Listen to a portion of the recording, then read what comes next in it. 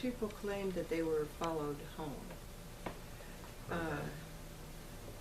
don't know if that was actually the case or whether it was that they imagined they were followed home, but it was something that was traveling around word of mouth.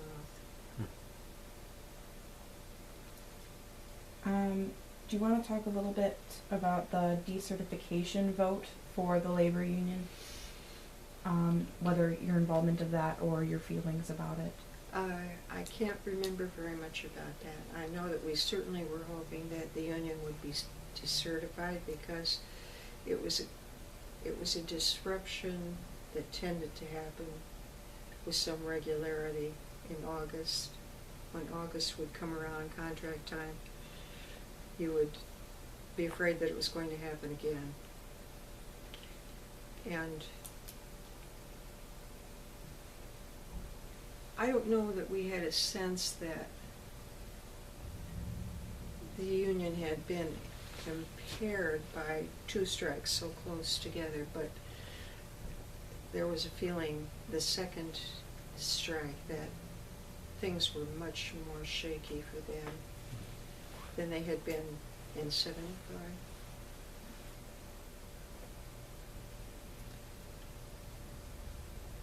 Some of this is probably murky for me because I haven't talked with anybody about it in years and years and years. It was something that you didn't bring up even in the research building because there were people who were on the other side. So the strike affected even employment Mm-hmm. afterwards? Yes. Did you stay employed with the corn processing company after the strike? Yes. I worked an additional 24 years in that same position. You didn't have to push the feet anymore? No. But sometimes in talking with other people,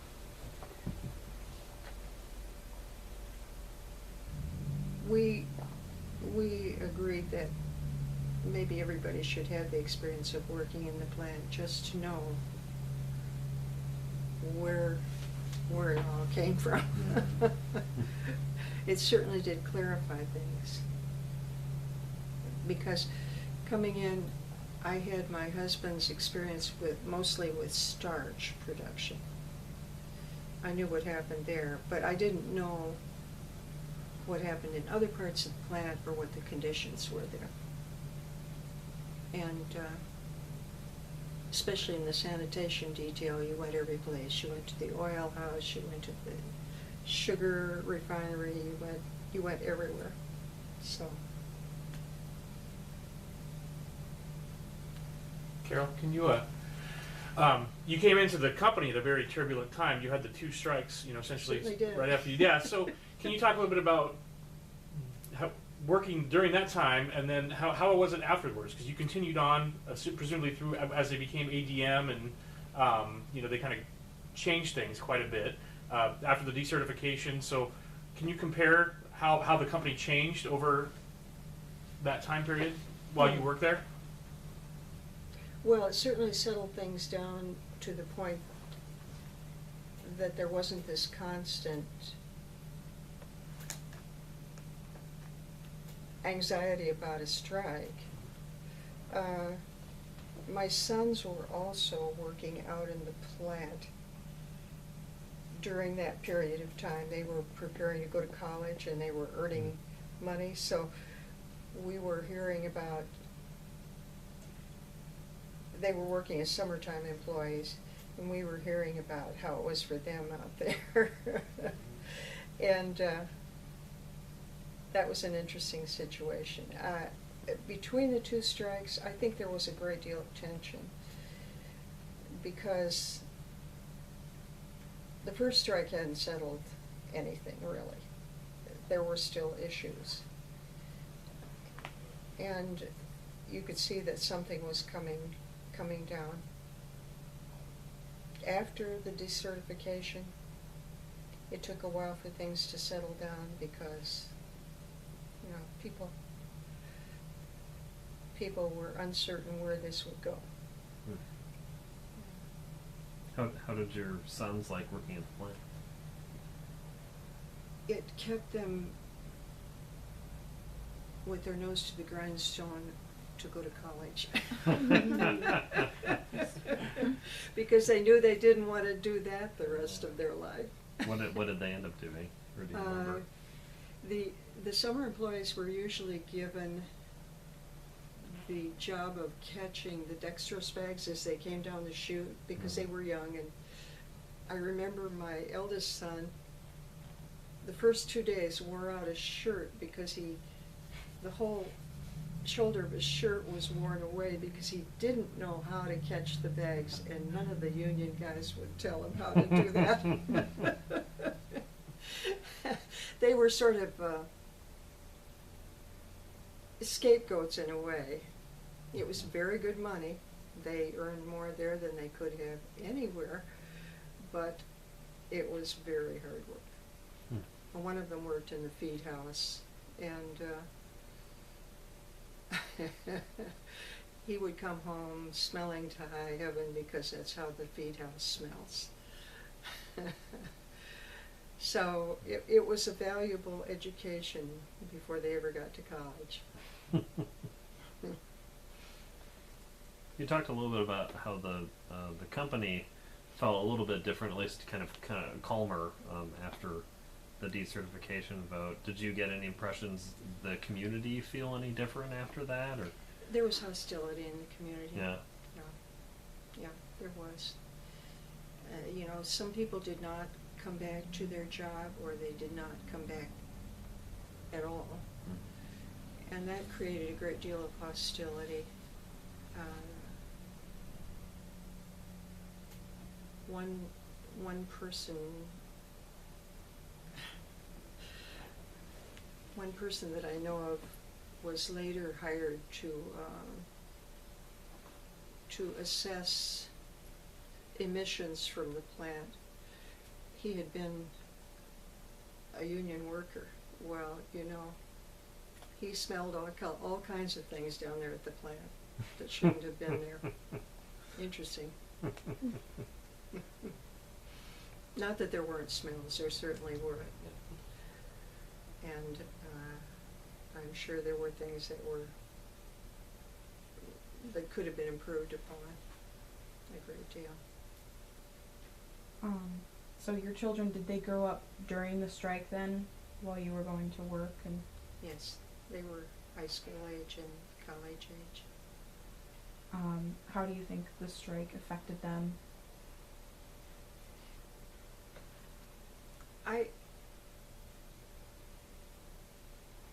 I think, well, it's hard to say. Those things may not have much of a lasting effect, but I sometimes hear my son, who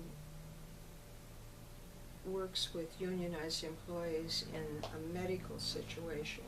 He works at the University of Wisconsin, which is a unionized facility. And I think he has a little bias against his union employees. I do. Perhaps deservedly and perhaps not. But I don't know. I don't know. The other two don't seem to have been affected particularly by that at all.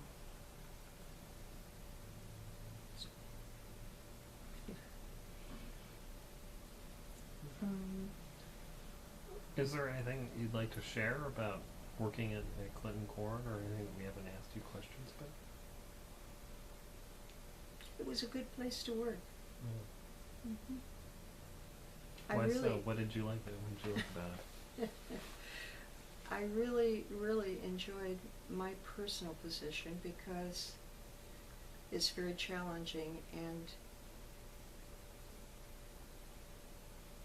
the people involved there had a real desire to come up with something that would be beneficial to the company. They were really doing good research. What were the big projects they were working on while you were I came in just after high fructose corn syrup was there? developed, just after they began to make that. And they were refining the technique at that point. They were looking for ways to make it more efficient. They were looking for ways to make their own enzymes so that it would be possible to do that in-house and save a little money. And they were looking for ways to use byproducts like corn hulls and things like that. They were always looking for byproduct usage because it was considered found money if you could come up with a process that used something that was thrown away otherwise. So that was fun. Do you remember some of the things they came up with for byproducts that were new when you were there? The corn hulls. The corn Yeah. hulls were going to be used as a de-icer at Oh, one yeah, time. of course. Someone Makes had an sense. idea that that would work well. And I don't know whether that ever was developed, but they were looking at it pretty hard at one time. Yeah. Other things? Hard to remember now. How many people worked in the research division? There were probably about 75 people. I'm thinking 75 people in research, and then an additional probably 25 people working down in the tech sales and the analytical departments, which were down in the same building. Did that stay constant during the time you were there? Was there always the same number of people? Did that number change It had built dramatically? up to quite a big number of people when ADM came in 82. Probably when my husband started working there in 56, not nearly that many, I would say maybe about 30, 35 people to begin with. And so the numbers had increased as, I guess, as they felt they needed them to do the projects they were working on. After ADM came in, did they keep the same number? Reduced? Our research department was cut to 12. Oh wow. Oh my god. I can't tell you why they kept the librarian. I have no idea. And then they brought 12 people from another ADM research group that had been located in Decatur. And they put those two groups together, and for about a year or a year and a half,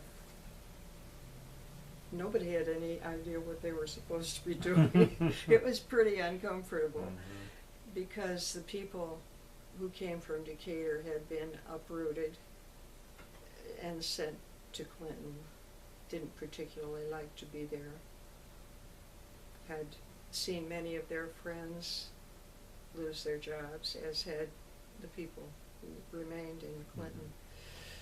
So it was a little uncomfortable. What was the training of the people who worked there? Were they chemists mostly, or who worked in research? Usually people with, well, there were gradations. The senior scientists usually had a PhD. Some people who worked under those senior scientists may have had a master's degree in some particular field of scientific work. That would have been biochemistry or starch chemistry, carbohydrate chemistry. And then below that there was a layer of people with perhaps just a bachelor's degree who were helpers in the lab, and others who were techs who didn't have anything beyond high school. So it was a mix. It was a mix of people.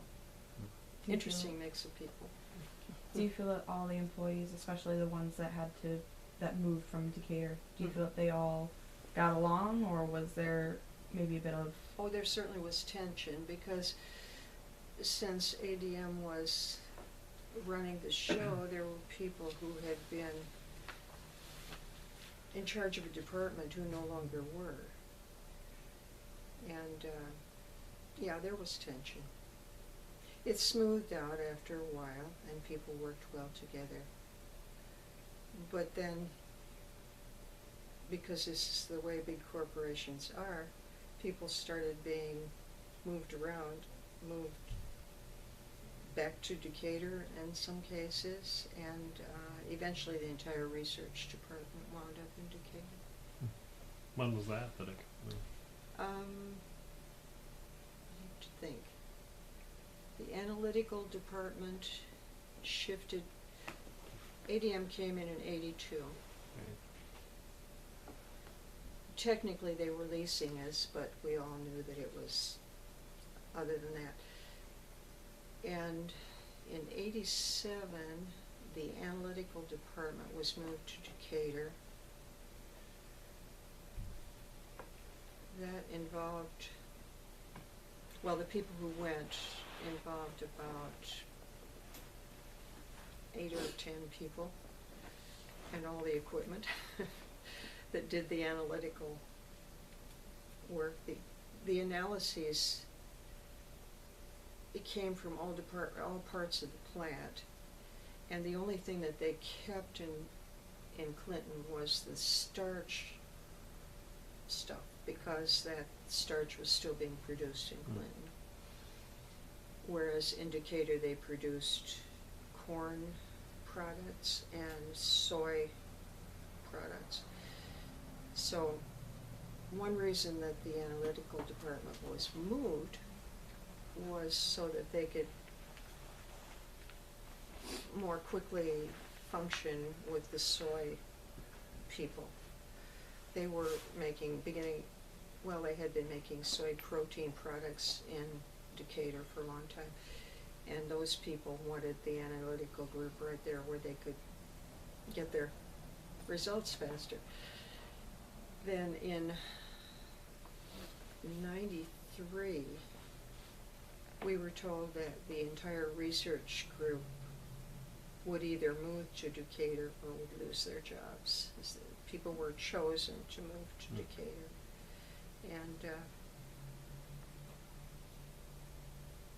And in the summer of 94, we had 1 year to make a decision about whether we would take a transfer if it was offered to us. And in the summer of 94, the department had built up to a much higher level numbers-wise by that time, and I can't tell you right offhand how many people transferred, but they were choosy. They wanted specific talents, and so some people were asked to go to Decatur and given an opportunity to decide, and others were not. Did you stay? Yeah. For a while there, I was running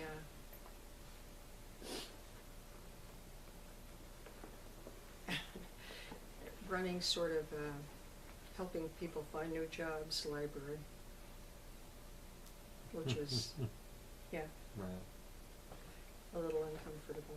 Were you one of the few women working in research during your time there in the research division? There were or not that many women working in research. Did that change over time, or was it always constant?